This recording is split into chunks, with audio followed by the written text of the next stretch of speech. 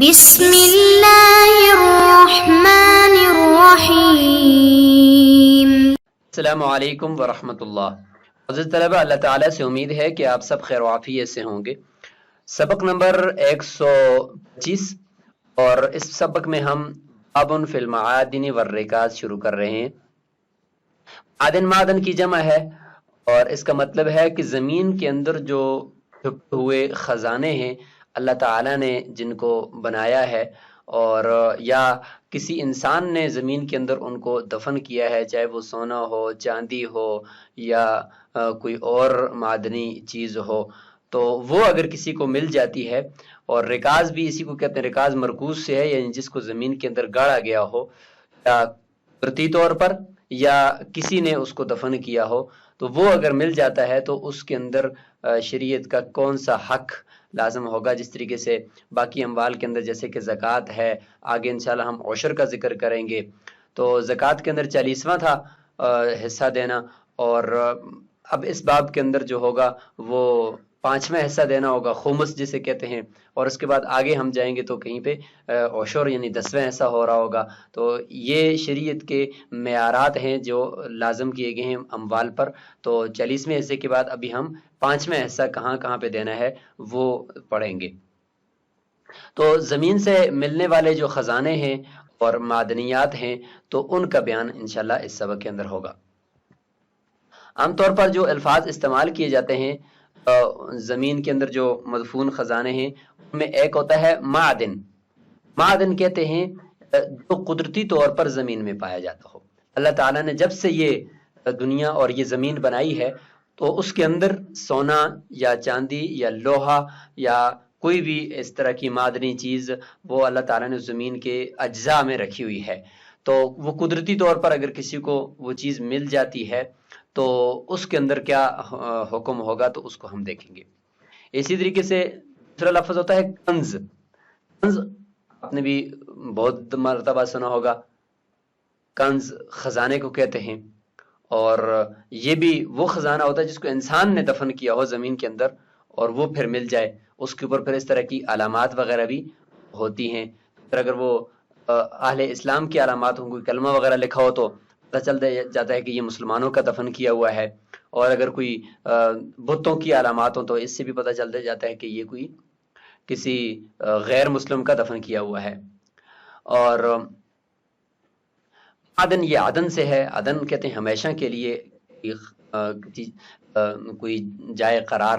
وہ چونکہ جو خزانہ ہوتا ہے وہ ہمیشہ کے لیے قدرتی طور پر وہاں پہ اللہ تعالیٰ نے زمین کے اندر اس کو ایڈجسٹ کیا ہوتا ہے، تو اس کو پھر معدن کہتے ہیں، اور اسی سے پھر معدنیات بھی ہے۔ اور کنز یہ کنوز اس کی جمع ہے، اور قرآن مجید میں بھی ہے کہ ما کنزتم، یعنی جو کچھ تم جمع کرتے ہو، تو یہاں پر بھی یہی ہے کہ زمین کے اندر دبا دیا گیا ہو جس کو۔ اور تیسرا ایک لفظ استعمال ہوتا ہے رکاز۔ رکاز یہ بھی مرکوز سے ہے، اور اس کا معنی بھی یہ ہوتا ہے رکزا یرکزو یا رکزا یرکزو کا معنی کہ زمین کے اندر کسی چیز کو رکھنا اور ڈبو دینا۔ تو یہ پھر معدن کے اوپر بھی بولا جاتا ہے، قدرتی طور پر وہاں پہ کوئی چیز ہو، اور کنز کے اوپر بھی اس کو بولا جا سکتا ہے۔ تو یہ لہذا رکاز جو ہے وہ دونوں کے اندر عام ہے۔ معدن اور کنز کی جو عقلی طور پر اس باب کے اندر ہم اقسام پڑھیں گے تو ان کو ہم ایک نظر دیکھ لیتے ہیں، انشاءاللہ کتاب سے ہم اس کو سمجھیں گے۔ معدن اور کنز جو بھی زمین سے خزانہ ملے گا اس کی یہی دو قسمیں ہوں گی۔ رکاز تو ان دونوں پر بولا جاتا ہے۔ معدن جو قدرتی طور پر رکھا ہوا تھا اللہ تعالیٰ نے اس زمین کے اندر، اور کنز کسی انسان کا دفن کیا ہوا تھا، یہی دو ہوں گی۔ ان میں سے پھر ہر ایک کی یہ قسم ہوگی، معدن ہے یا کنز ہے، دارالاسلام میں پایا گیا ہے یا دارالحرب میں پایا گیا ہے۔ اگر دارالاسلام میں ہے تو جنگل میں پایا گیا، یعنی بالکل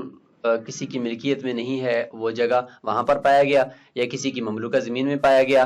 یا کسی کے گھر میں پایا گیا۔ اسی طریقے سے دارالحرب میں بھی جنگل میں پایا گیا، یا کسی کی مملوکہ زمین میں پایا گیا، یا کسی کے گھر سے وہ خزانہ یا وہ کنز ملا ہے۔ اگر کنز ہے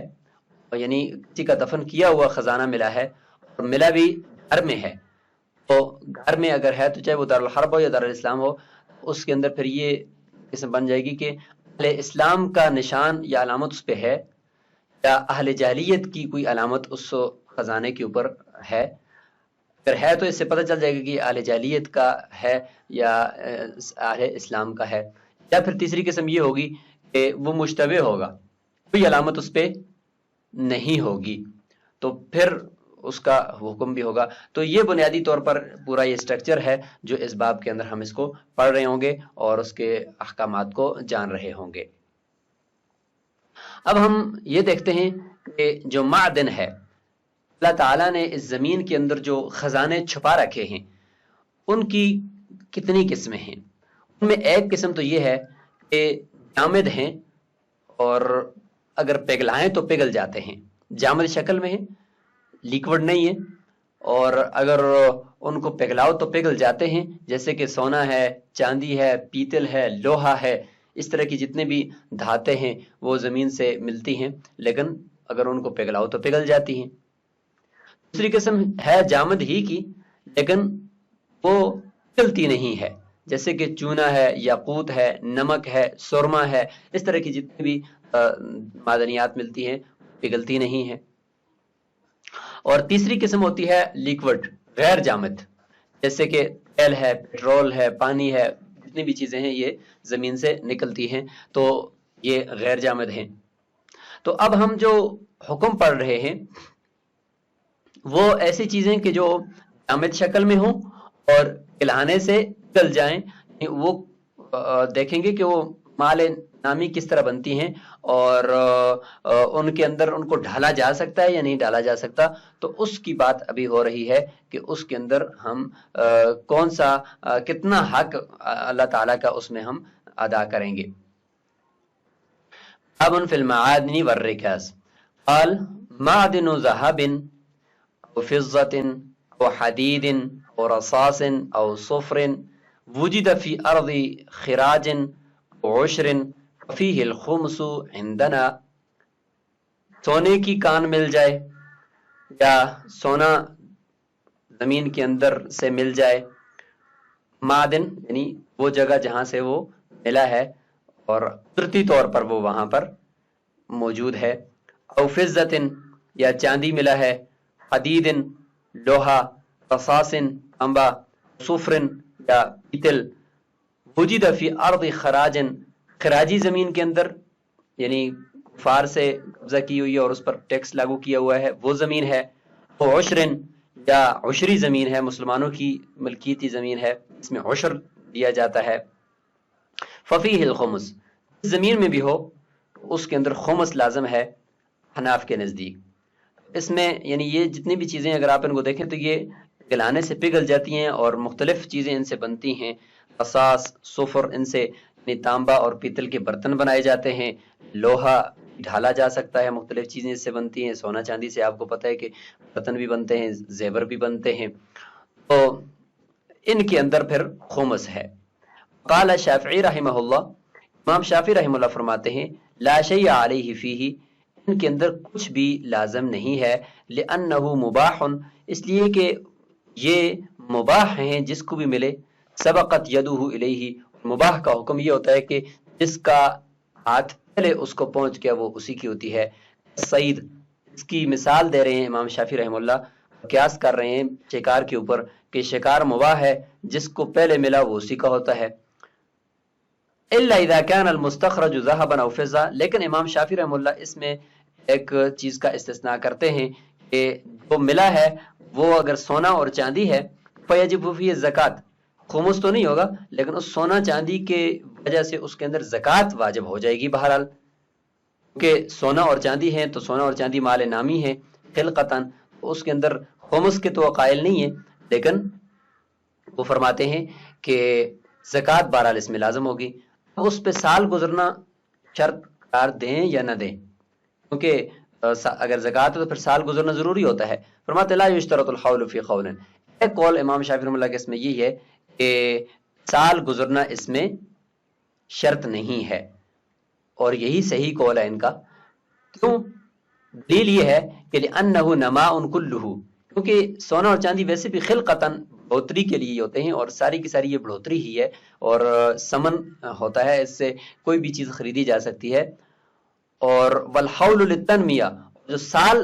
گزرنے کی شرط ہے حساب کے اوپر، وہ تنمیہ کے لیے ہوتی ہے، یعنی اس کی بڑھوتری کو متحقق کرنے کے لیے ہوتی ہے، اور اس کے اندر اضافے کو ثابت کرنے کے لیے ہوتی ہے کہ اس مال کے اندر کچھ نہ کچھ اضافہ ہو جائے تاکہ پھر اس کی زکوٰۃ دی جا سکے۔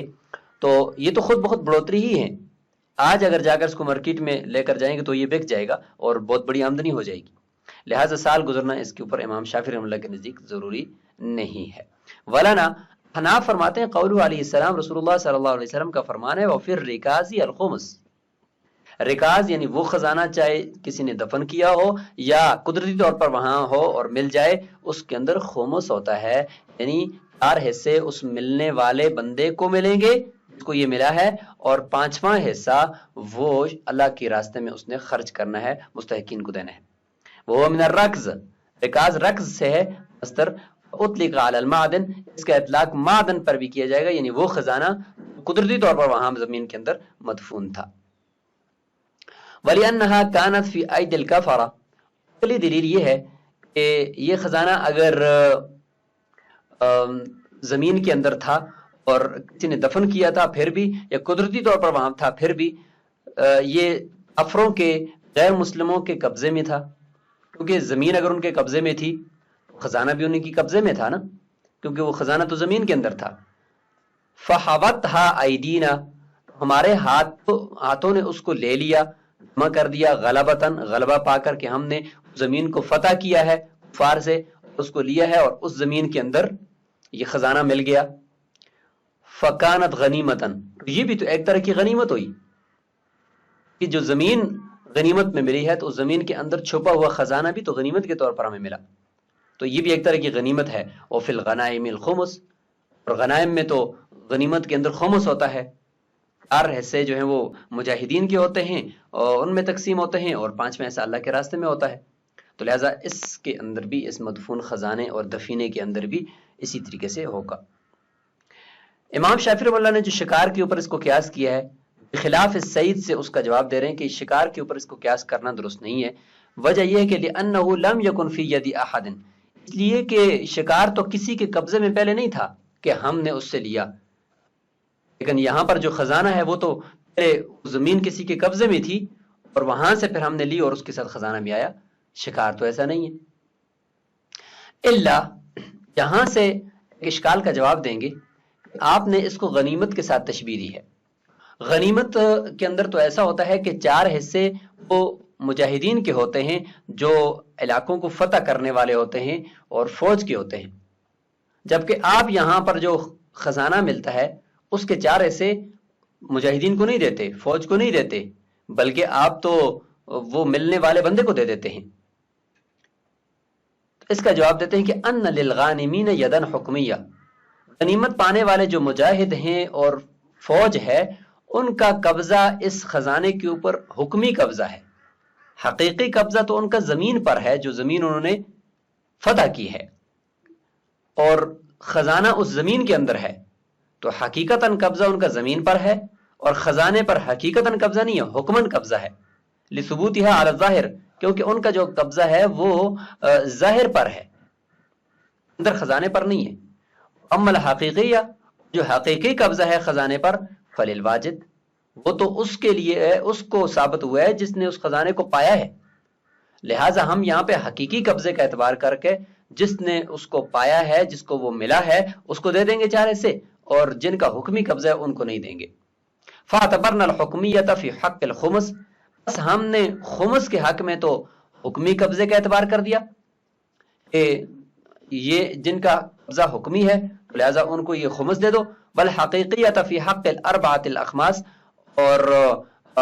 کی حقیقی قبضے کا اعتبار ہم نے 4 خمس کے اندر کر دیا، حتی کانت للواجد، ہم نے کہا کہ یہ آنے والے کو ملے گا، اور حکمی قبضے کا اعتبار خمس کے حق میں اس طریقے سے کیا چونکہ حکمی قبضہ مجاہدین کا تھا اور انہوں نے اس زمین کو فتح کیا ہے، تو اس حکمی قبضے کے اعتبار سے گوئے کہ یہ خزانہ، جس طرح یہ زمین غنیمت میں ہے تو یہ خزانہ بھی غنیمت میں ہے، لہذا خمس ہونا چاہیے۔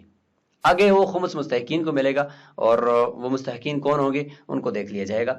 اور حقیقی قبضے کو اگر دیکھا جائے تو وہ تو ان کا نہیں ہے نا، مجاہدین کا، تو اس لیے ہم نے خمس 4 خمس ان کو نہیں دیے، 4 ایسے ان کو نہیں دیے، 4 ایسے ملنے والے کو دے دیے۔ اور خمس کیوں دیا؟ خمس اس کی غنیمت کو ہونے کی وجہ سے دیا۔ اور غنیمت کس طرح ہوئی؟ وہ حکمی قبضے کو دیکھتے ہوئے کہ حکمی قبضہ مجاہدین کا ہے اور مجاہدین نے اس کو فتح کیا ہے، اور فتح کرنے کی وجہ سے وہ زمین غنیمت بن گئی، تو زمین کے اندر کا خزانہ بھی غنیمت بن گیا۔ تو اس اعتبار سے تو خمس نکالیں گے، اور 4 خمس پھر ہم مجاہدین کو کیوں نہیں دیں گے؟ اس کی وجہ یہ ہے کہ حقیقی قبضہ ان کا نہیں ہے۔ وَلَوْ وَجَدَ فِي دَارِهِ مَعْدِنًا، اگر کوئی اپنے گھر کے اندر پاتا ہے معدن یعنی خزانے کو پاتا ہے، فَلَيْسَ فِيهِ شَيْءٌ،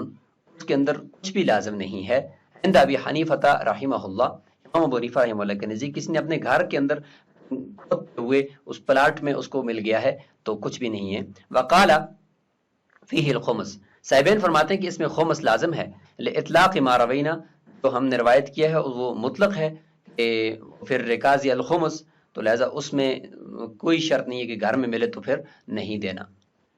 یہ روایت کتب ستہ یعنی صحائح ستہ میں موجود ہے۔ امام بخاری رحمۃ اللہ علیہ نے جو حضرت ابو ہریرہ رضی اللہ تعالیٰ عنہ سے اس کو روایت کیا ہے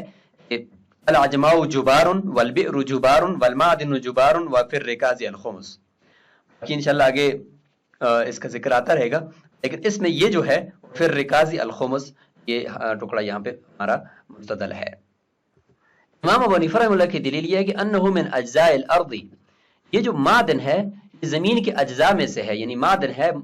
کنز نہیں ہے، قدرتی طور پر یہ زمین کے اندر اللہ تعالیٰ نے اس کو رکھا ہے۔ تو زمین کے جس طرح باقی اجزاء ہیں تو یہ بھی زمین کا ایک جز ہے، لہذا جس کی زمین ہے تو وہ اس زمین کے اندر مٹی پتھر جتنی بھی معدنیات ہیں وہ بھی ساری اسی کی ہوں گی نا۔ مرکبن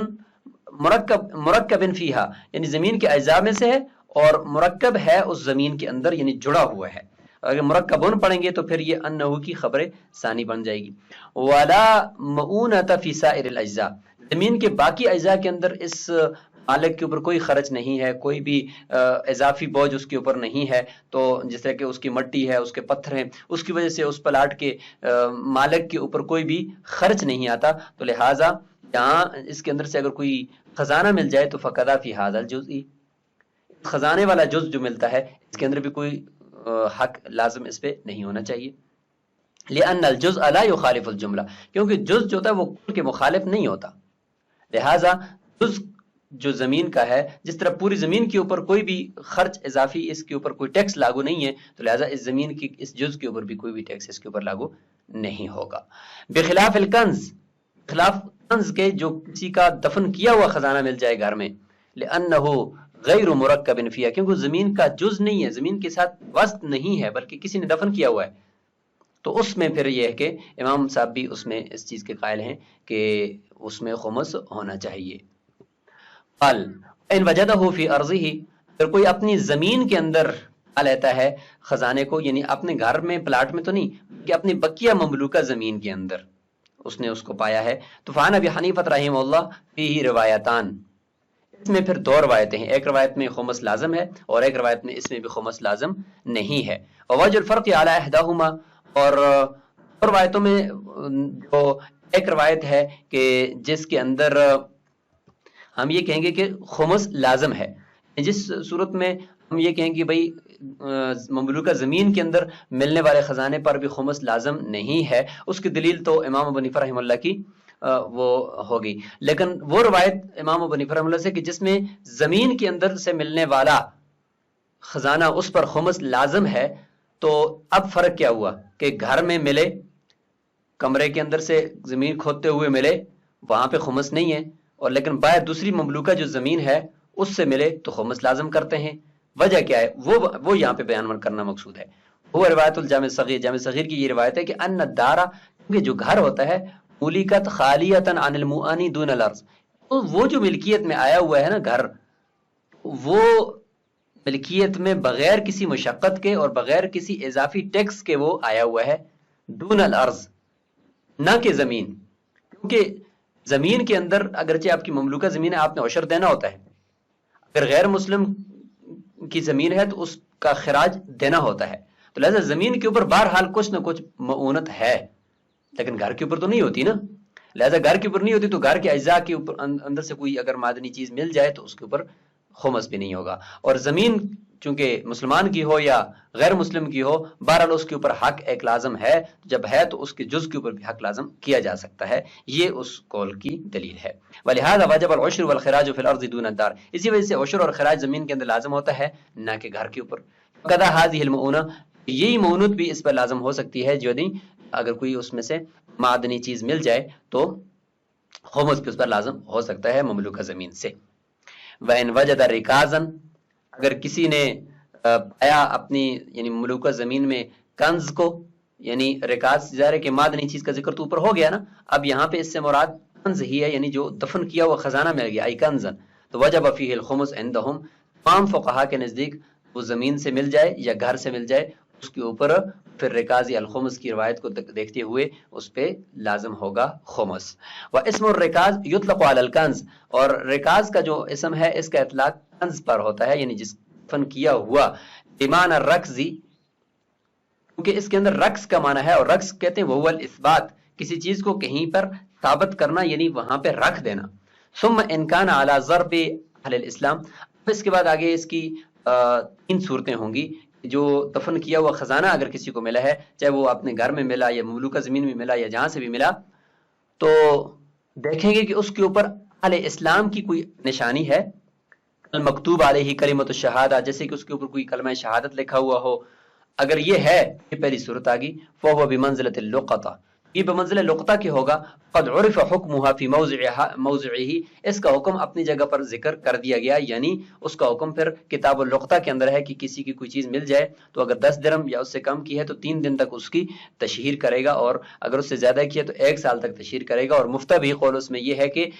دیکھے کہ غالب گمان کے ساتھ کہ کیا اس کا مالک ابھی تک اس کو تلاش کر رہا ہوگا، اگر کر رہا ہوگا تو اس کو دیکھتا ہی رہے، ساری زندگی اس کی تشہیر کرتا رہے گا. اور اگر کہتا ہے کہ نہیں ابھی اس کے مالک نے تقریباً اس کو چھوڑ دیا ہوگا، یہ اتنی قیمتی چیز نہیں ہے، تو پھر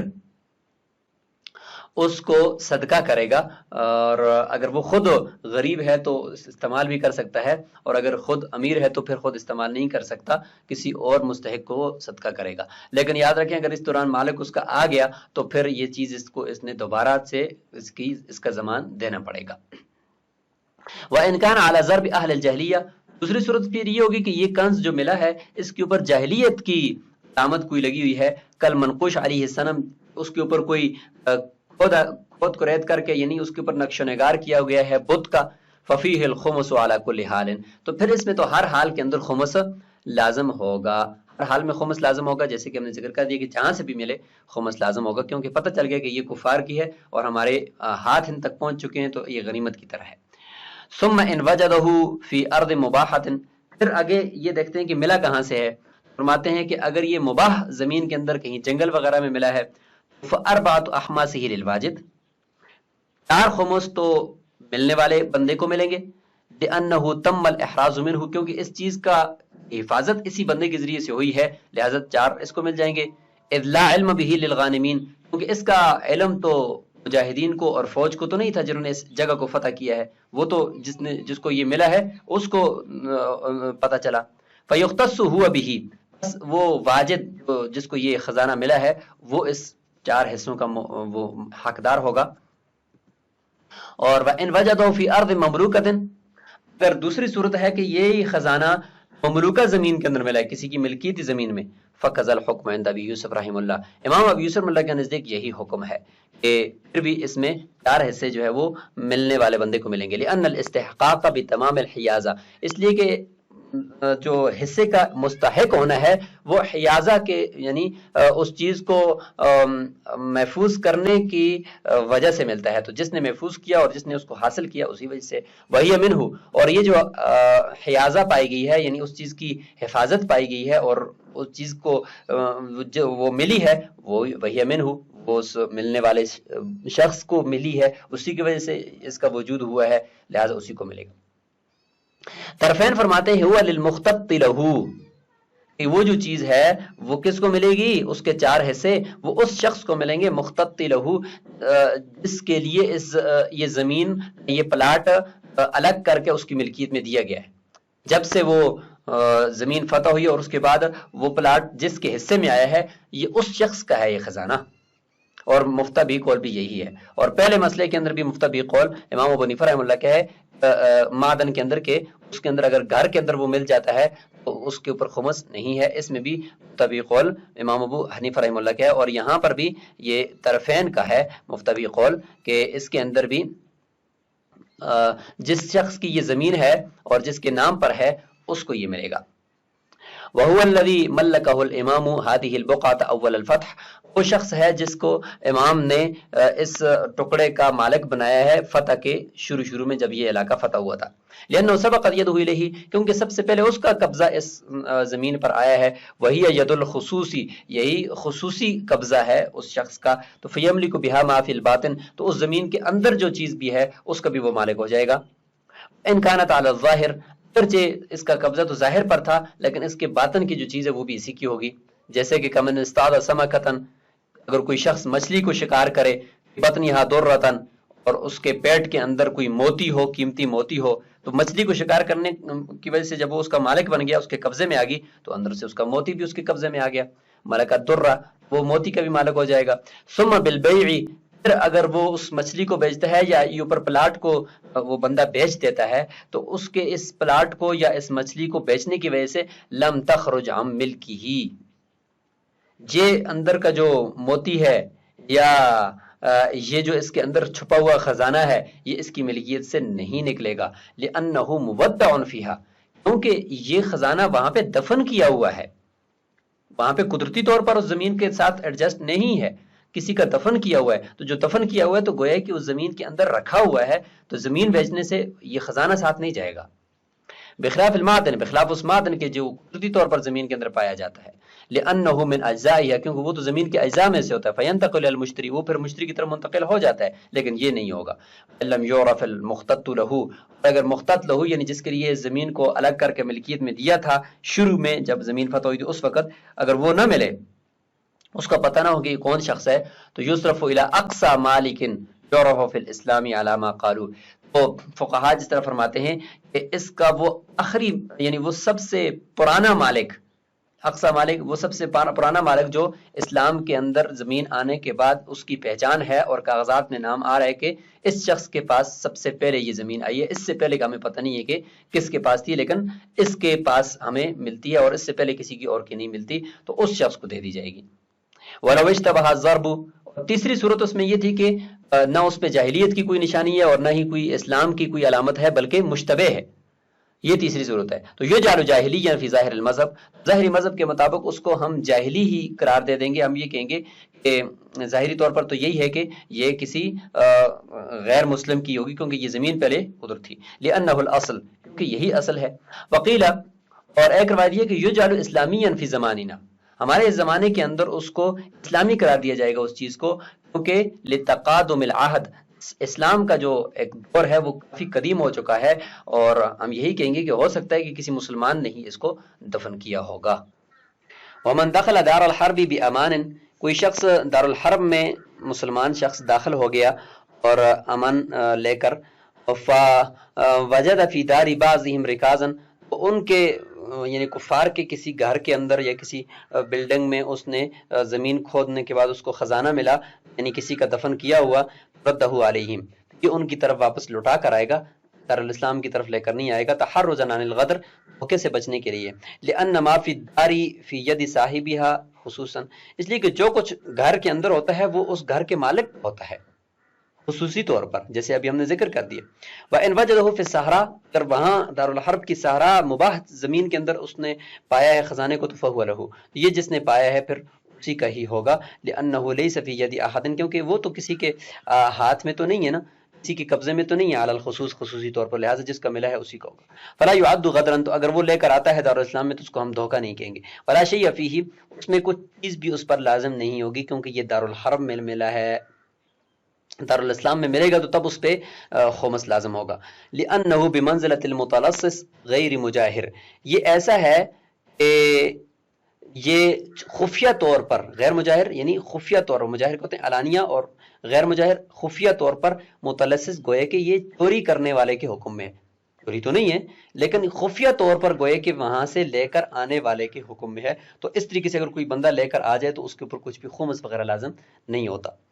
وَلَيْسَ فِي الْفَيْرُوزَةِ الَّذِي يُوجَدُ فِي الْجِبَالِ خُمُسٌ. فیروزہ پتھر جو قیمتی پتھر ہوتا ہے جو پہاڑوں کے اندر پایا جاتا ہے اس کے اندر خمس نہیں ہے. لقول علیہ السلام لا خمس فی الحجر. پتھر کے اندر کوئی خمس نہیں ہے یعنی ہر وہ چیز جو پگھلے نہیں تو اس کے اندر خمس نہیں ہے. اور پھر زئبق الخمس، زئبق کے اندر بھی خمس نہیں ہے. ان سب کی تصویریں ہم ابھی سبق کے آخر میں دیکھتے ہیں. فی قول ابی حنیفہ رحمہ اللہ، زئبق کہتے ہیں پارا. پارا یعنی کشتیوں کے باہر سے لگایا جاتا تھا تاکہ اس کو پانی نہ پہنچے. ایک طرح کا سمجھ لیں کہ وہ سوراخ کو بند کرنے کا کام کرتا ہے اور یہ بھی زمین کے اندر سے پارا پایا جاتا ہے. یہ آخری قول امام ابو حنیفہ رحمہ اللہ کہ اس میں خمس جو ہے وہ فرماتے ہیں کہ میں خمس لازم ہوگا. وفی قول محمد رحمہ اللہ خلاف اور یہی امام محمد رحمہ اللہ کی بھی قول ہے خلاف علی ابی یوسف، سوائے امام ابی یوسف لگی کہ وہ فرماتے ہیں کہ اس میں خمس نہیں ہے لیکن اس میں طرفین کا ہی قول معتبر ہے. ولا خمس فی اللؤلؤ والعنبر. لؤلؤ یعنی موتی اور عنبر بھی ایک خاص قسم کا موتی ہی آپ اس کو سمجھ لیں اور خوشبو بھی اس کی آ رہی ہوتی ہے. تو بعض کہتے ہیں کہ جو سمندر کی جھاگ ہوتی ہے اس سے بنتا ہے، بعض کہتے ہیں کسی جانور سمندری جانور کا پاخانہ ہے، بعض کہتے ہیں کہ بھئی وہاں پہ کوئی گھاس ہے. تو بہرحال مختلف اقوال ہیں اس کے اندر. عند ابی حنیفہ ابو محمد رحمہ اللہ ان میں خمس نہیں ہے. امام ابو یوسف فرماتے ہیں کہ اس میں بھی خمس ہوگا لیکن اس میں بھی مفتبق الطرفین کا ہے. وفی کل حلیۃ تخرج من البحر خمس. اور ہر اس زیور کے اندر جو زمین سمندر سے نکلے اور کنارے کی طرف آ جائے تو اس میں خمس ہوگا. لأن عمر رضی اللہ عنہ خد الخمس من العنبر، کہ عنبر جو نکلا ہے سمندر سے تو اس پر حضرت عمر رضی اللہ تعالیٰ نے خمس کو لازم کیا ہے. اور طرفین فرماتے ہیں کہ ان قعر البحر لم يرد علیہ القہر، یعنی جو سمندروں کی گہرائیاں ہیں اس کے اوپر تو غلبہ وارد نہیں ہوا. یعنی جو زمین کو فتح کیا گیا ہے، فتح تو خشکی کی زمین کو کیا گیا، سمندروں کے اوپر تو مسلمانوں کی فوج کا کوئی غلبہ نہیں ہوا. فلا یکون ماخوذ منہ غنیمتا، لہذا جب ایسا نہیں ہے تو زمین اس سمندر کے اندر سے ملنے والی جو چیز ہوگی اس کو غنیمت کے حکم میں بھی نہیں کریں گے. جب غنیمت نہیں ہے تو اس پر خمس نہیں ہے. فإن كان ذهبا او فضة، اگرچہ وہ کیا ہو، سونا ہو یا چاندی ہو، اس پہ کچھ بھی لازم نہیں ہے. والمروی عن عمر رضی اللہ عنہ، حضرت عمر رضی اللہ تعالیٰ عنہ سے ایک روایت ہے کہ فیما دسرہ البحر، کہ جو انہوں نے خمس لازم کیا ہے عنبر پر، وہ اس عنبر کے بارے میں جس کو سمندر نے باہر پھینک دیا ہو. باہر پھینک دیا تو وہ تو گویا کہ خشکی سے ہی ملا نا، اس کا حکم تو وہی ہے جو عام خشکی سے ملنے والے خزانے کا ہے. تو ہم بات کر رہے ہیں کہ سمندر کے اندر سے جو جا کر بندہ نکالے تو اس کے اندر کچھ بھی نہیں ہے، یہ تو باہر پھینکا ہے سمندر نے. تو وہ بھی نقول باقی یعنی طرفین بھی کہتے ہیں کہ اس بارے میں ہم بھی یہی کہتے ہیں کہ ایسا ٹھیک ہے. متاع وجدہ رکازن هو للذی وجدہ، ایسا سامان ہے کہ جو رکاز کے طور پر پایا گیا، یعنی کوئی سامان ہے جو زمین کے اندر گاڑا ہوا کسی کو مل گیا ہے، یعنی سونا چاندی ان کے علاوہ کوئی اور چیز ہے، جس کو ملا ہے اسی کا ہے. وفیہ الخمس، اور اس میں خمس لازم ہوگا. مطلب اس کا یہ کہ وجدہ فی ارض لا مالک لها، غیر مملوکہ زمین کے اندر وہ ملا ہے، کیونکہ لأنہ غنیمت، یہ تو غنیمت ہی ہے، بمنزلۃ الذهب والفضہ، سونے چاندی کی طرح، لہٰذا جس کو ملا ہے اسی کا ہوگا اور خمس اس میں لازم ہوگا. تو یہ ہے جی رساس جس کو تانبا کہتے ہیں، اور یہ ہے صفر پتل کے برتن بھی ہوتے ہیں، تانبے کے بھی برتن بنائے جاتے ہیں. اور یہ ہے زیبق ارا، یعنی دیکھیں اوپر ہاتھ پہ ڈالا تو نیچے تک بھی چلا گیا اور وہ جڑ جاتا ہے اور سوراخ کو بھی بند کرنے کے اندر وہ مدد دیتا ہے. اور اسی طریقے سے یہ بھی ایک عنبر ہی سرخ ہے، اور یہ فیروزہ ہے،